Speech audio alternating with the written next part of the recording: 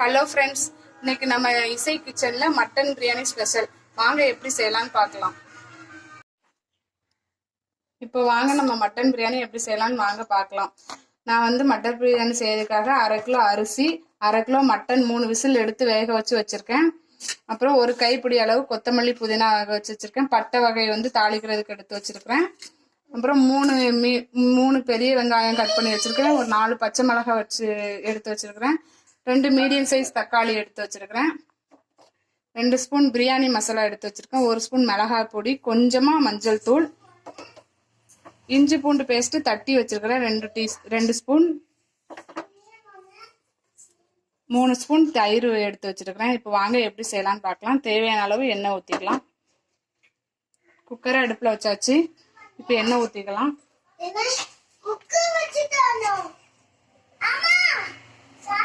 எண்ணெய் காயட்டும். நம்ம பட்டை வகைகள்லாம் போட்டுக்கலாம். எண்ணெய் வந்து 5 ஸ்பூன் ஊற்றிருக்கிறேன். எண்ணெய் ரொம்ப காஞ்சிருச்சு. இப்போ எண்ணெய் காஞ்சிருச்சு. நம்ம எடுத்து வச்ச பட்டை வகைகள்லாம் போட்டுக்கலாம்.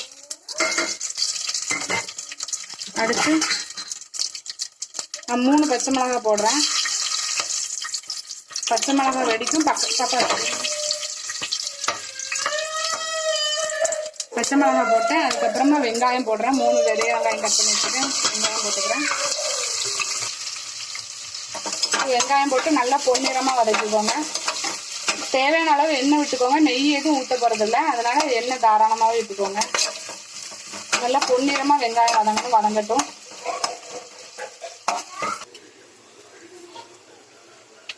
இப்போ வெங்காயம் நல்லா வதங்கிருச்சு. கட் பண்ணி வச்சுருக்க தக்காளியை போட்டுக்கலாம்.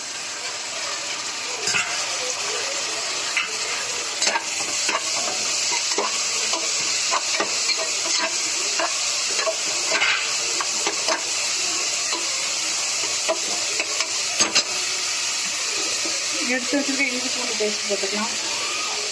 2 ஸ்பூன் இஞ்சி பூண்டு பேஸ்ட் எடுத்து வச்சுருக்கேன்.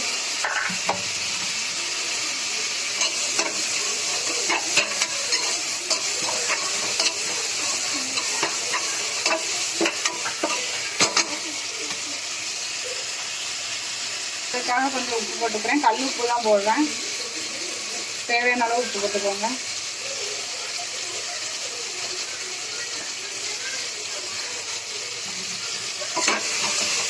நல்லா தக்காளி வந்து பேஸ்ட் ஆகுற மாதிரி வதங்கிட்டோம். நல்லா வதங்கினதுக்கப்புறம் மசாலாலாம் சேர்த்துக்கலாம். எடுத்து வச்சுருக்க ஒரு கைப்பிடி கொத்தமல்லி புதினாவும் சேர்த்துக்கிறேன்.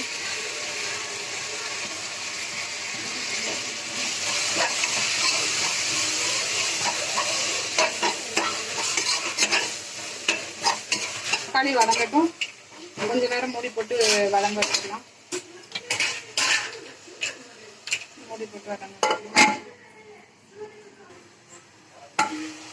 தக்காளி நல்லா வதங்கி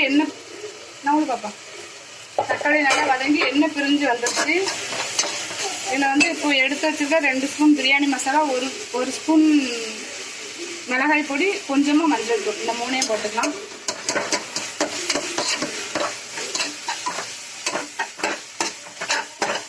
போட்டு நல்லா கிண்டிக்கலாம்.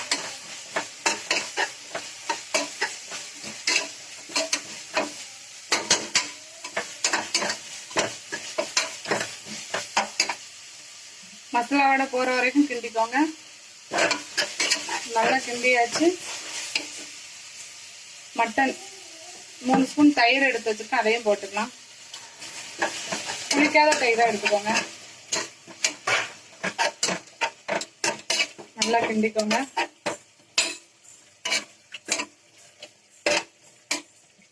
இப்போ 1/2 கிலோ மட்டன் வந்து 3 விசில் விட்டு வேக வச்சு எடுத்திருக்கேன். அதையும் போட்டு கிண்டிக்கலாம். இதுலயே கொஞ்சம் உப்பு போட்டு வேக வச்சிருக்கேன்.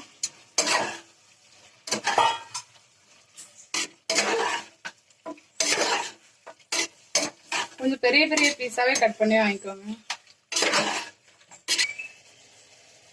இந்த டம்ளருக்கு வந்து நான் 2.25 டம்ளர் அரிசி எடுத்திருக்கேன்.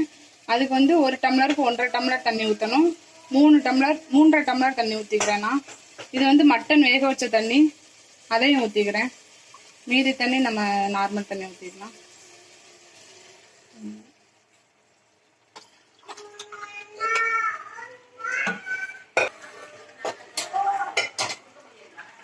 2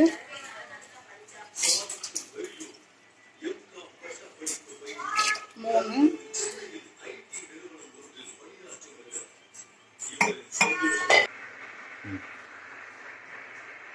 3 ஊற்றிருக்கேன். இது 3.5 டம்ளர் தண்ணி ஊற்றியாச்சு. இப்போ தண்ணி லைட்டாக கொதிக்கட்டும்.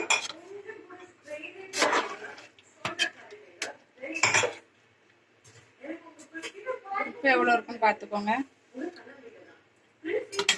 இப்போ தண்ணி கொதிக்கட்டும். அதுக்கப்புறம் அரிசி போட்டுக்கலாம். ஒரு அரை லெமன் கட் பண்ணி வச்சிருக்கேன், அது கொஞ்சம் ஊற்றிக்கலாம்.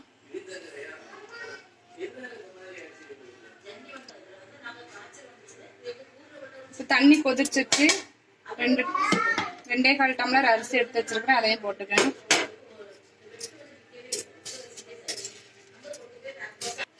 இப்போ அரிசி போட்டேன். அரிசி போட்டு ஒரு கிண்டிக்கோங்க.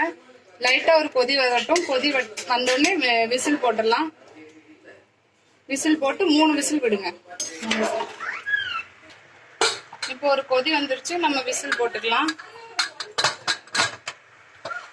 விசில் போட்டு 3 விசில் வரட்டும், அதுக்கப்புறமா எடுத்துக்கலாம். விசில் வரட்டும்.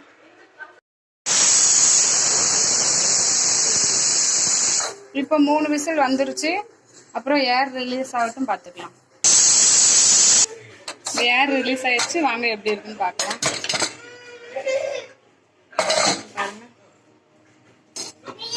பாருங்க, அரிசி உடையவே இல்லை, நல்லா உதிரியா இருக்கு பாருங்க.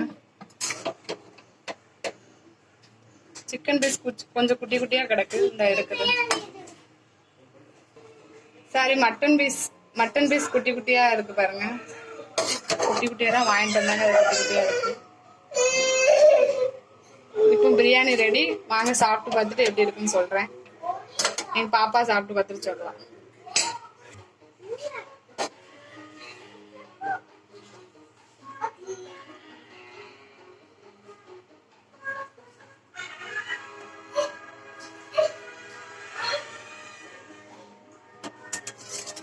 பிரியாணி தயிர் பச்சடி,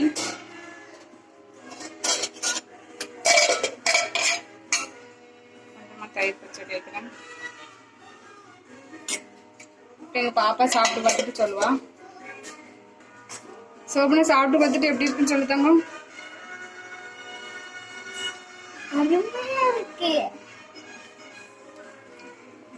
அருமையா இருக்கு. நம்ம சொல்லி கொடுக்குறது நல்லா இருக்கு. தேங்க்யூ சோபனா. இந்த வீடியோ உங்களுக்கு பிடிச்சிருந்ததுன்னா லைக் பண்ணுங்க, ஷேர் பண்ணுங்க, கமெண்ட் பண்ணுங்க, மறக்காம சப்ஸ்கிரைப் பண்ணிருங்க. தேங்க்யூ.